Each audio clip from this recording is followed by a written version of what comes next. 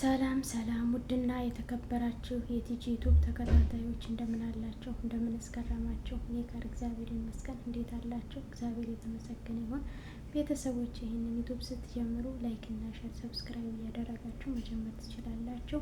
ብዙ ትምህርቶችን እንዳገኛችሁበት ተስፋ አደርጋለሁ። የአዳም ልጆች የሚለው መንፈሳዊ ተከታታይ ድራማ እንደዚሁም ተከታታይ ፊልም ትምህርት ብዙ እንደወሰዳችሁበት በኮሜንት እንዳሳወቃችሁኝ ከልብ አመሰግናለሁ። ምስጋናዬ ከልብ የላቀ ይሁን። እግዚአብሔር አምላክ ሁላችንንም ከእንደዚህ አይነት ነገር ካስመሳይ ነገሮች ይሰውረን፣ መልካሙን ነገር ይግጠመን፣ በምንሄድበት ከሚያሰናክል ጠላት እግዚአብሔር ይሰውረን በክነ ጥበቡ። እሺ፣ በክፍል 6 ይዤላችሁ የመጣሁት እንደምታውቁት የራማ ወንድም እዝራ ጠፍቶ ነበርና ቤተሰቦቹ በጣም እንደተጨነቁ፣ ልጇ የት እንደገባ ውስጧ እየተረበሸ ነበር። እናት ሁሌም በማንባት ላይ ናትና የነበረችው እስካሁን ድረስ አልተገኘም። ከዛም እናት ልጄ ከጠፋ 3 ቀን ሆነው እያለች በመከራ ታለቅሳለች። እህቱም በጣም ተጨንቃለችና ታለቅሳለች።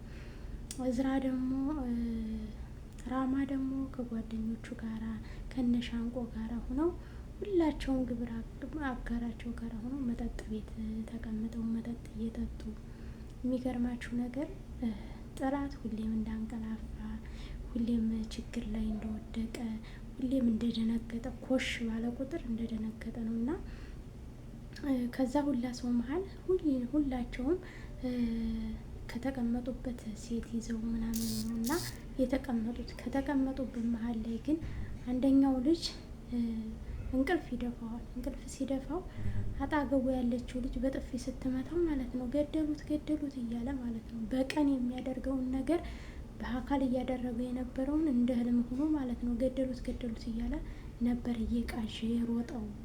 እና ምንን ያመላክታን ይሄ ማለት ነው? የሰውን ነፍስ ስናጠፋ፣ ሰውን ስንገድል፣ ሰውን ስናንቋሽሽ ወይም ደግሞ ሰውን ስንበድልና ስናስከፋ እንደዚህ አይነት ነገሮች ናቸው ውስጣችን የሚሰማን። በአካል ቆመን እየሄድንም በእንቅልፋችንም በሄድንበት ሁላ ቅዠት ነው የሚሆንብን። ያነሰው በፊታችን ድቅን እያለ መጥፎ ነገሮች ወደኛ ነው የሚመጡት። ስለዚህ ሰላም አናገኝም፣ ህይወታችን ሰላም ሊሆን አይችልም። ስለዚህ ያነ ልጅ በዛ ቦታ ላይ ብቻ ስለተገኘና ይህንን ነገር ሲሰራ ስለነበረ በቃ ሲያቃዥው ነበረ፣ መጥፎ ነገሮች በህይወቱ ሲመጡበት ነበረ ማለት ነው። እና ይሄኛው ግን ወንድሙ እንደሞተ ምንም የጨነቀው ነገር የለም።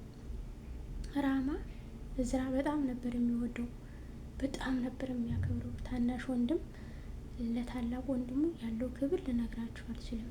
የቤተ ክርስቲያንም ሰው ስለሆነ መንፈሳዊ ነገሮችንም ስላወቀ ትንሽ ቢያንስ እንኳ እዝነት ነበረበት፣ ማዘን ነበረበት እና ግን እሱ ምንም አላዘንም። ከዛ አንድ ላይ ሆኖ ተቀምጠው አንዲት ልጅ ይዟት ወደ ቤቱ ሄደ። ወደ ቤቱ ይዟት ሄዶ ከቤት ቤተሰቦቼ ቤተ ክርስቲያን ናቸው በአሁን ሰዓት ማንም ሰው የለም ብሎ ወደ ቤት ይዟት ሄደ። ወደ ቤት ይዟት ሄዶ አብረው በተቀመጡበት ሰዓት ላይ ከዛም መቼም የሆነ ሰው ለእኔ ያልከውን ሰው አብረኸው ቁጭ ስትል ጓደኛም የሆነኛም ብለህ ወይም ሚስቴ ትሆናለች ብሎ ያነ ሰው ከፈለገ ሚስጥር ማዋየቱ አይቀርም። ስለዚህ ቤተሰቦች ስትል ቤተሰቦች ስንት ናቸው ብላ ጠየቀችው። ስትጠይቀው 2 ብቻ ናቸው አሁን ላይ ሲላት፣ እንዴት አሁን ላይ አለክ በፊትስ ብላ ስትናገረው፣ አይ በፊትማ ወንድምም ነበረኝ፣ ወንድሜን ግን ትላንትና እንዲገደል አስደረኩኝ አላት በራሱ አንደበት። በጣም ደነገጠች። ምን ብላ ድንግጥ ብላ ከተኛችበት ብድርግ አለች። እንደዛ ብላ ስትነሳ ምን ነው ምን አስደነገጠሽ? ብርቅ ነው እንዴ? ያለው ይወገዳል፣ የሌለው ባለው ላይ ይኖራል ብሎ እንደ ተረት አድርጎ ተረተባትኝ። ከዛ በጣም ተነገጠች። እንዴት እንደዚህ ነገር ታደርጋለህ? ምንድነው ምናምን ስል ነይ ላሳይሽ ያለበትን ቦታ ብሎ ወንድሙ የተገደለበት ቦታ ላይ ቀጥታ ይዟት ሄደ ማለት ነው። ከዛ ቦታ ላይ እሱ ይዟት ሂዶ ጫካ ቦታ ነው አሳያት። ደነገጠች። እኔ ለገንዘብ ሙሉ ቤተሰቡን አጠፋለሁ፣ ሙሉ ቤተሰቡን አስወግዳለሁ። ስለዚህ ምንም የሚያስፈራኝ ነገር የለም፣ ምን ያስደነግጥሻል አላት። እሷም ዝም አለች። እንደዛውም ብለው ተመለሱ። እናት ቤተ ክርስቲያንና እንባዋ ቀሩ። ወከክ ብላ እያለቀሰች ነበር። እሱም ደግሞ ትወናውን ቀጥሎበታል። የውሸት ትወናው ላይ እየተወነ ነው። ወንድሜ በቃ የሆነ ከእናቱ አጠገብና ከእህቱ አጠገብ ሲሆን ሌላ ሰው ይሆናል። ከጓደኞቹ ጋር ሲሆን ደግሞ ያነ ሰይጣን አውሬ ሆኖ ይመጣል። ስለዚህ ሁለት አይነት አለው ራማ፣ ሁለት አይነት ገጽ አለው ማለት ነው። የሰው ልጅም ልክ እንደዛ ነው። ላውን ጥሩ ሰው መስለን ውስጣችን በክፋት የተሞላ ሰዎች አለን።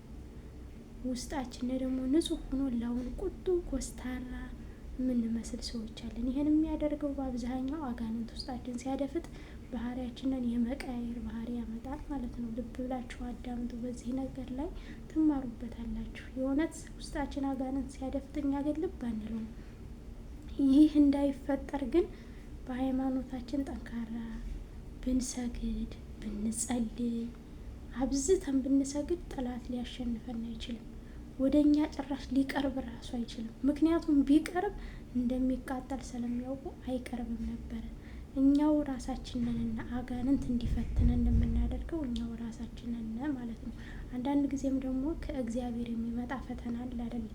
ከአጋንንት ብቻ ነው እያልኩ ሳይሆን ከእግዚአብሔር የሚመጣ ፈተና አለ። እግዚአብሔር ምናልባት ይሄ ልጅ ምን ያህል ጥንካሬ ለኔ አለው ብሎ እግዚአብሔር አምላክ ይፈትናል። ሰውን የሚወደውን ሰው ይፈትናል ይባል የለ? ልክ እንደዛ ማለት ነው። ስለዚህ እናቱ ግን በሀዘን በጣም ነው የምታሳዝነው። ተጨንቃለች፣ ውስጧ ይዋልላል። እህቱም ካየሁት አይኑን ካየሁት 3 ቀን ሆነኝ፣ ወንድሜ የት ገብቶብኝ ነው ጨነቀኝ። ለነፍስ አባታቸው ነግረዋል። ነፍስ አባታቸው ከቤት መጥቶ በሉ አታልቅሱ፣ ሁሉም ነገር እግዚአብሔር ያውቃል፣ እግዚአብሔር ያስተካክለዋል፣ አትፍሩ፣ በርቱ እያለ በጣም ያበረታታቸው ነበረ ማለት ነው። ከዛ እህቱን ጠርቶ ነይ እስኪ ልጄ ብሎ አቤት አባ ምን ላድርግ ስትለው በጆሮዋ እስኪ ሰለጥፈነ አፋልጉኝ እንፈልግ ብለው እቅድ አወጡ። እሺ ብለው እህቲቱ ጋር ሆነው አባ ጋራ ተመካክረው የአባን ቁጥር አስቀምጠው ለጥፈው የአፋልጉ ፎቶ በየቦታው ለጥፈውለት ነበርና የእዝራን ፎቶ ማለት ነው። እዝራ እየተፈለገ ነበረ። በሚፈለግበት ሰዓት ያች የራማ ፍቅረኛ የነበረችው ልጅ ይህንን ነገር ተለጥፎ ታየዋለች እንደ ድንገት። ከዛም ላይ ገንዘብ የሚል ጽፈዋል። ገንዘብ ይህን ያህል ገንዘብ እንሰጣለን፣ ይህን ልጅ ካለበት ቦታ ካሳወቃችሁን ይህንን ገንዘብ እንሰጣችኋለን ብለው ገንዘብ ጨምረውበታልና ማለት ነው። ገንዘቡን መቼም ዛሬ ሰው ገንዘብ ካልሆነ ወደ ማንኛውም ቦታ ላይ ሊቀርብና ሊል አይችልም። ገንዘብ ስላዩና ስላሉ ቀጥታ ምንድን ነው ያደረጉትኝ? አረ ይህን እድልማ ሊያልፈኝ አይችልም አሳየዋል። ወንድሙንም የቀረበችው ራማን የቀረበችው ገንዘብ 5 ሚሊዮን ወራሽ እንደሆነ ስለገባት ነው እንጂ እሱን ፈልገው አልነበረም የቀረበው። እሱ ደግሞ እሱን ፈልገው መስሎትኝ ነበር የቀረባት። እሷ ግን ገንዘቡን እንጂ እሱን አትፈልገውም።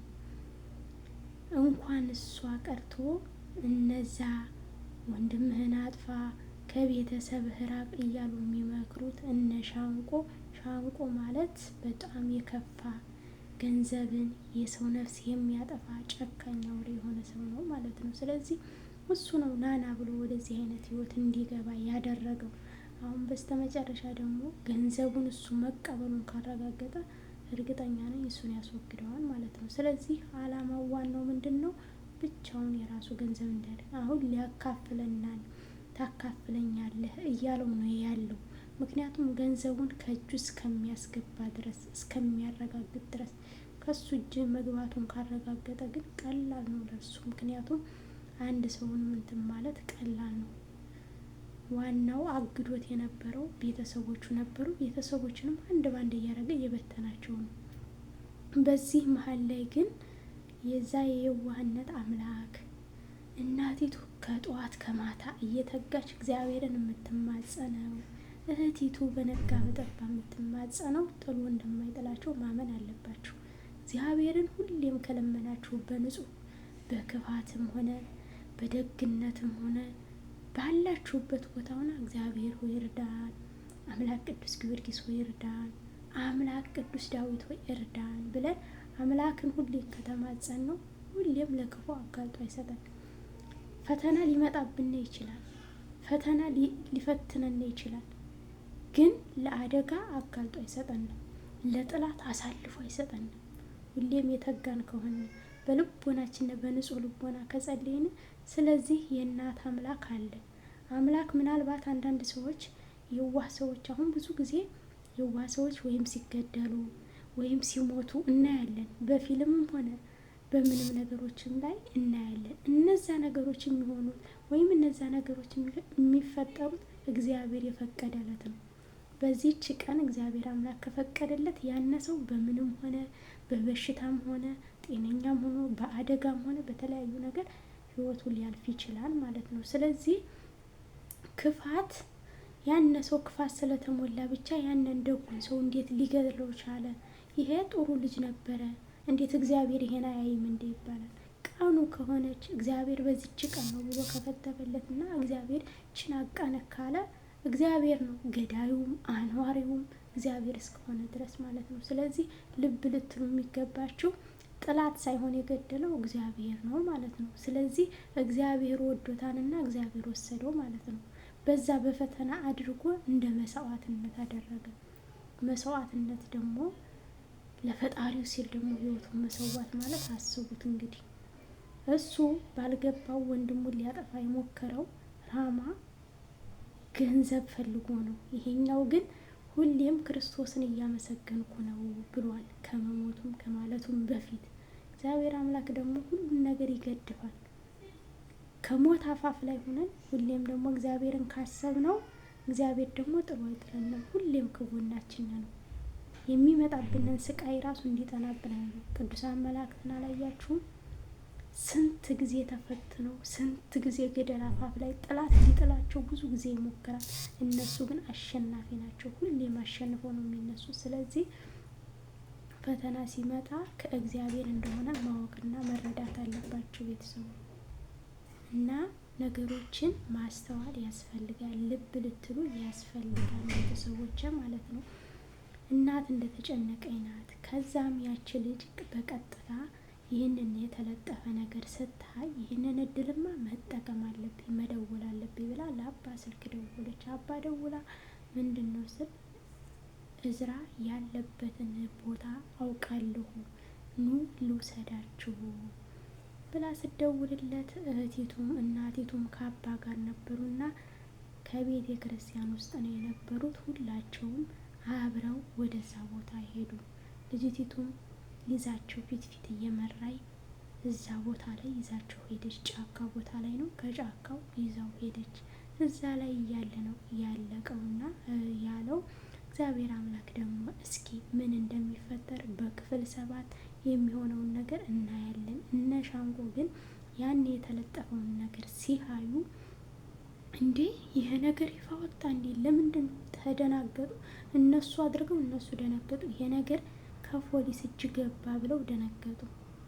ከፖሊስ እጅ ገባ መስሏቸው ግን ከፖሊስ እጅ አልነበረም። ከዛ ሲደነግጡ ሲደነባበሩ ምን ልንሆን ነው እንዴ? ምን አለቀልን በቃ ምናምን ሲሉ ሲጉረመረሙ ሻንቆ ብድርግ አለና ምንድን ነው እንደዚህ የምትሆኑ? እኛ ማንንም አንፈራም፣ ለምንድን ነው የምትፈሩት? ምናምን ብሎ እሱ አለቃቸውና መሪያቸው ስለሆነ ተናገራቸው። አዎ አንፈራም፣ ፖሊስም ከመጣ እንሸሻለን የማለት ባህሪ የግልፍተኝነት ባህሪ አሳይተው በዚህ መልኩ አልቋል። በክፍል 7 ደግሞ የሚፈጠረውን የሚሆነውን እናያለን። በፈቃደኝነት ወዳችሁና ፈቅዳችሁ ስለምትከታተሉ ከልብ ምስጋና የላቀ ነው። እህት ወንድሞች አበረታቱ። እግዚአብሔር አምላክ ደግሞ ፍቅርና ሰላምን ያብዛልን፣ ደስታን ይስጠን፣ እርስ በራስ የምንተሳሰብበት እርስ በራስ የምንዋደድበትን ኃይልና ብርታት ይስጠን እላለሁ። በቀጣይ እስከምንገናኝ ቸር ቆዩልኝ፣ ቸር ሰንብቱልኝ። ላይክ እና ሸር ሰብስክራይብ እያደረጋችሁ ደግሞ እንዳትረሱ ቤተሰቦቼ።